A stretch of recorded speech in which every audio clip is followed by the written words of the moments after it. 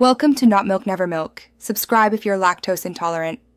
In this video, I will explain how to get Auto Mix in Schedule 1.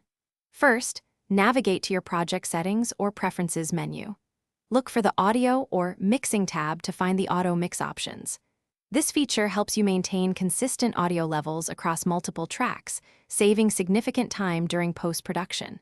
It ensures a balanced sound without constant manual adjustments, making your workflow much smoother and more professional.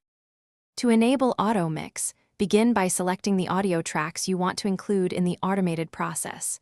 You can typically select multiple tracks by holding down a modifier key while clicking. Once selected, activate the Auto Mix feature, often found as a button or checkbox.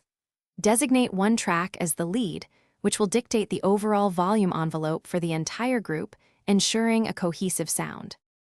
Now, let's configure the Auto Mix settings. You will find parameters like ducking threshold, which determines the volume level at which background tracks begin to reduce. Adjust the attack and release times to ensure natural-sounding fades and increases. Typically, a 200 millisecond attack and a 500 millisecond release provide smooth transitions. Set the gain reduction to about 6 decibels for clear voiceovers. Finally, it is time to test your Auto Mix. Play through your project, paying close attention to the automated volume changes. Listen for any abrupt transitions or uneven levels.